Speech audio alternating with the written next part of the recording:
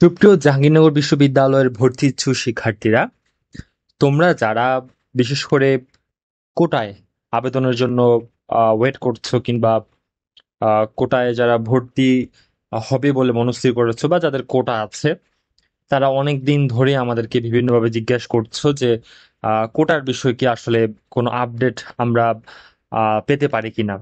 তো আমরা তোমাদেরকে বলেছিলাম আমাদের এন্ড থেকে যে কোটা বিষয়ক কিংবা চতুর্থ মেধা তালিকা বিষয়ক একটি মিটিং হবে।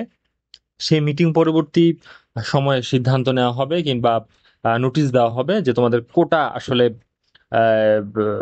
কখন মেরিট দিবে কিংবা সেই কোটার বিষয়ে যে ভর্তি কার্যক্রম সেটি কবে থেকে শুরু হবে।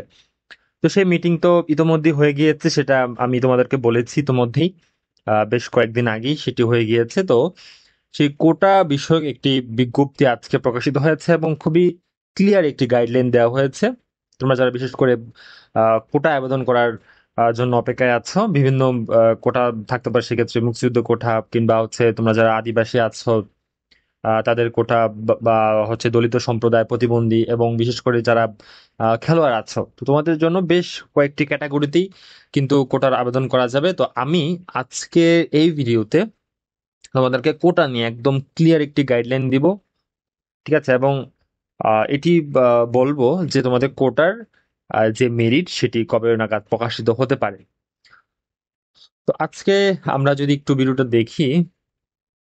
আচ্ছা, তো প্রথমেই তোমরা দেখতে পাচ্ছ যে এখানে কোন কোন ক্যাটাগরিতে আসলে তুমি অ্যাপ্লাই করতে পারবা, ঠিক আছে? তোমাদেরকে কিন্তু অনলাইনে একটি প্রাথমিক আবেদন সম্পন্ন করতে হবে এবং সেটি সম্পন্ন করার একটি এই নির্ধারিত ডেডলাইন কিন্তু এখানে দেওয়া হয়েছে। দেখো, তোমরা যারা হচ্ছে কোটায় আবেদন করবা, তোমাদের প্রাথমিকভাবে 22 জুলাই থেকে 28 জুলাইয়ের মধ্যে, 28 জুলাই রাত 11টা 59 মিনিটের মধ্যে তোমাদেরকে প্রাথমিক আবেদন সম্পন্ন করতে হবে। তো এখন তোমরা প্রাথমিক আবেদন কিভাবে সম্পন্ন করবা, কোন প্রসিডিউর মেনটেন করবা, সেটা আমি পরবর্তীতে বলছি। তারপরে 2 নাম্বার যেই রুলস এখানে বলা আছে, তোমরা যেই প্রাথমিক আবেদন করবা সেই আবেদন ফর্ম কিন্তু তোমাদের প্রিন্ট করতে হবে, ঠিক আছে? তোমাদের সেই প্রিন্টেড ফর্ম এবং তুমি যে যেই কোটায় আবেদন করেছো কিংবা যে যে কোটাধারী আছো, তোমাদের কিন্তু ওই কোটার সাথে সম্পৃক্ত, ঠিক আছে, বা ওই কোটা সংশ্লিষ্ট যে ডকুমেন্টস গুলো আছে, ঠিক আছে, সেগুলো তুমি নিয়ে আসবা, ঠিক আছে? নিয়ে এসে তুমি 23 জুলাই 2025 থেকে 29 জুলাই 2025 তারিখের মধ্যে সেগুলো রেজিস্টার অফিসের শিক্ষা শাখায় জমা দিবা, ঠিক আছে? এই জি, রেজিস্টার অফিসের শিক্ষা শাখায় জমা দিবা। তাহলে কি বুঝলে এই 2টা পয়েন্ট থেকে?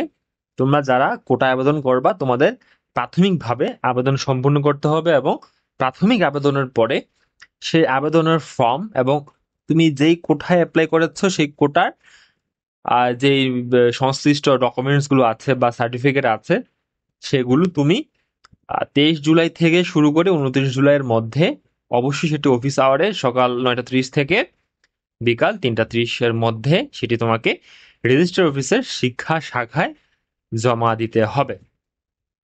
এখন আসি তোমাদের যেই প্রাথমিক আবেদনের যে নির্দেশনা এখানে বলা আছে। তোমরা প্রথমেই জাহাঙ্গীরনগর ইউনিভার্সিটির যেই ওয়েবসাইট আছে সেখানে গিয়ে এখানে ব্যাচেলর অনার্স তুমি বাটনে ক্লিক করে ওয়েবসাইট থেকে প্রথম বর্ষর স্নাতক পর্যায়ের ভর্তির জন্য আবেদন সেই লিঙ্কে প্রবেশ করবা।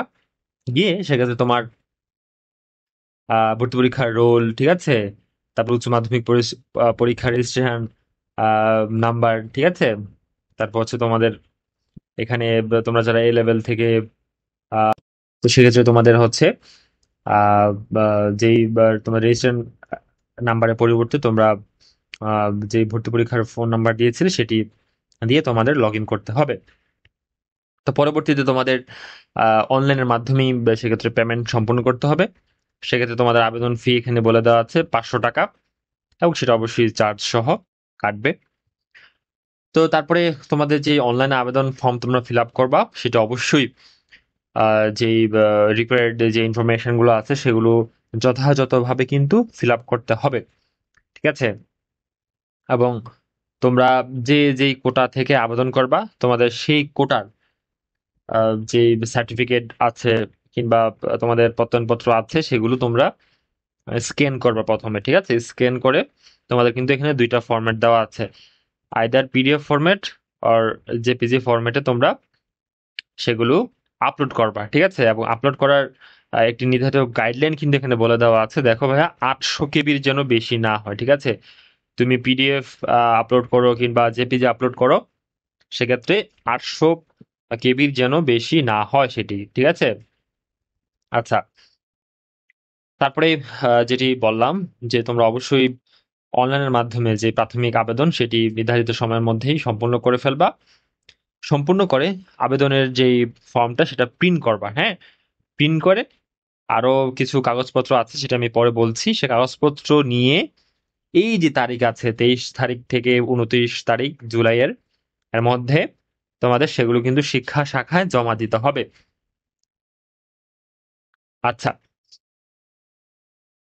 তারপরে আসছি তোমাদের আরেকটি গুরুত্বপূর্ণ কথা, যে অনেকেই আছো যে তোমরা একাধিক ইউনিটে পরীক্ষা দিয়েছো কিংবা একাধিক ইউনিটেই কোটার জন্য আবেদন করবা। তোমাদের জন্য একটি গাইডলাইন হচ্ছে, ধরো কেউ যদি বি এবং সি দুইটা ইউনিটেই কেউ যদি অ্যাপ্লাই করে থাকে সেক্ষেত্রে তার আহ, সেক্ষেত্রে কোটার অ্যাপ্লাই কিন্তু একটি ইউনিটের জন্য প্রযোজ্য হবে, এবং সেক্ষেত্রে তুমি সর্বশেষ যে ইউনিটের জন্য আবেদন করবা সে আবেদনকে বিবেচনা করা হবে। আচ্ছা, তারপরে এই তো গেল আমাদের যে প্রাথমিক আবেদন করার বিষয়ে যে নির্দেশনা, এবং আসি এখন আমরা আদার্স কিছু নির্দেশনা যে তোমরা সেক্ষেত্রে ফর্ম ফিল আপের সাথে বা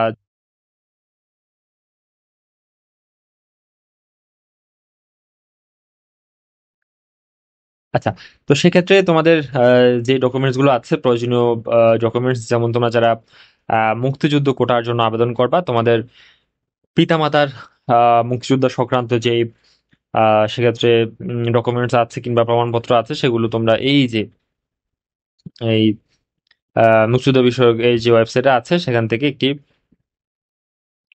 প্রমাণপত্র তোমরা আহ, সেক্ষেত্রে নিয়ে যাবা, ঠিক আছে? আচ্ছা, তারপরে আসি তোমরা যারা প্রতিবন্ধী কোটায় আবেদন করেছো কিংবা আবেদন করবা, তোমাদের সমাজ সেবা অধিদপ্তর থেকে প্রদানকৃত কোনো সার্টিফিকেট বা কোনো যদি ডকুমেন্টস থাকে এরকম, সেটার ফটোকপি তোমরা সাথে করে নিয়ে যাবা, ঠিক আছে? তারপরে আসি সর্বশেষ পর্যায়ে আমরা দেখতে পাচ্ছি যে ক্ষুদ্র নিগোষ্ঠী, অনগ্রসর সম্প্রদায় কিংবা দলিত সম্প্রদায়ের জন্য তোমরা যারা আবেদন করবা তোমাদেরকে ভাইয়া তোমরা যে জেলায় আছো সেই জেলা প্রশাসন হতে একটি হচ্ছে প্রমাণপত্র বা ডকুমেন্টস, ঠিক আছে, যাই বলো না কেন, ঠিক আছে, সেটা অনগ্রসর সম্প্রদায় কিংবা দলিত সম্প্রদায়ের ক্ষেত্রে একই রকম ভাবে তোমাদের কিন্তু জেলা প্রশাসন থেকে একটি সার্টিফিকেট অবশ্যই লাগবে, ঠিক আছে? সেই সার্টিফিকেটের ফটোকপি হলেও হবে, সেই ডকুমেন্টস অবশ্যই তোমাকে কালেক্ট করতে হবে। আর তোমার কাছে যদি ইতোমধ্যেই থাকে তাহলে তো ফাইন, থাকলোই।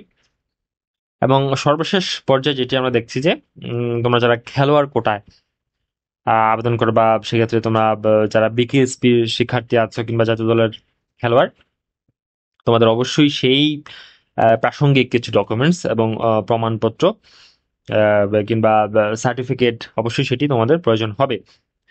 হ্যাঁ, ফটোকপি দিলেই হবে, কোনো সমস্যা নেই, বাট ডকুমেন্টস তোমাদেরকে দেখাতে হবে। তারপরে এখানে বলা আছে যে কোটার বিষয়ে যে পরবর্তী বিজ্ঞপ্তি সেটি জানিয়ে দেওয়া হবে। তো আমরা প্রাথমিকভাবে তোমাদেরকে বলি যে জাহান ইউনিভার্সিটির যে 4th মেরিট লিস্ট সেটি কিন্তু প্রকাশিত হতে যাচ্ছে আগামী 24 জুলাই তারিখ। আমরা আমাদের যে বিগত একটি ভিডিও করেছিলাম চতুর্থ মেধা তালিকা নিয়ে, সেই ভিডিওতে আমরা বলেছিলাম, এখনো ভিডিওটি চ্যানেলে আছে, তোমরা চাইলে দেখে নিতে পারো। আর সেই ভিডিওতে আমরা বলেছিলাম যে এই মাসেরই অর্থাৎ চতুর্থ সপ্তাহে, জুলাই চতুর্থ সপ্তাহে সেক্ষেত্রে চতুর্থ মেধা তালিকা প্রকাশিত হওয়ার একটি সম্ভাবনা আছে, এবং সেটি আহ, হবে, ঠিক আছে? আমরা বলেছিলাম এবং বাস্তবতা একই রকম ভাবে। তো আমরা আশা করছি যে সেই চতুর্থ মেধা তালিকার মধ্যেই কিন্তু তোমাদের এই এর আশেপাশের যে সময়ের মধ্যেই তোমাদের কোটার যে মেরিট লিস্ট সেটি প্রকাশিত করা হবে। তো তোমরা যারা কোটা আবেদন করবা তোমাদেরকে কিন্তু আসলে খুবই সচেতনতার সাথে এখানে কিন্তু অনেকগুলো ডকুমেন্টস তোমাদের জমা দিতে হবে।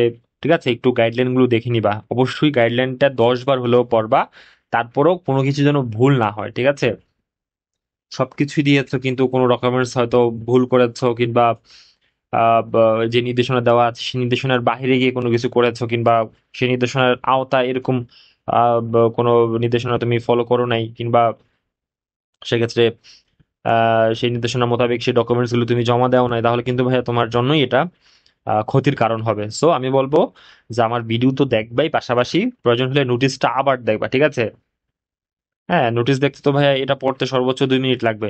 ঠিক আছে, গাইডলাইন গুলো ভালোভাবে দেখবা, কত তারিখের মধ্যে জমা দিবা, কত তারিখের মধ্যে আবেদন করবা, এগুলো সব কিছু এখানে বিস্তারিত বলে দেওয়া আছে একদম তোমাকে। দেখো, বোল্ড করে দেওয়া আছে যে গুরুত্বপূর্ণ সময়গুলো বা গুরুত্বপূর্ণ যে পয়েন্টগুলো, সেগুলো কিন্তু বোল্ড করে এখানে দেওয়া আছে। সো তোমাদের উচিত হবে ভাইয়া, এই ভিডিও দরকার হলে আরেকবার দেখো। ঠিক আছে, ওয়েবসাইটে গিয়ে দরকার হলে আবার মানে এই নোটিশটা দেখো, তাও যেন ভুল না হয়। ঠিক আছে, তো পরবর্তীতে কোটা নিয়ে কিংবা ভর্তির যে কোনো আপডেট নিয়ে আমরা তোমাদের সাথে সবার আগে হাজির হব। তোমরা সকলে ভালো থাকো, সুস্থ থাকো, দেখা হবে নতুন কোনো সময়। ধন্যবাদ সকলকে।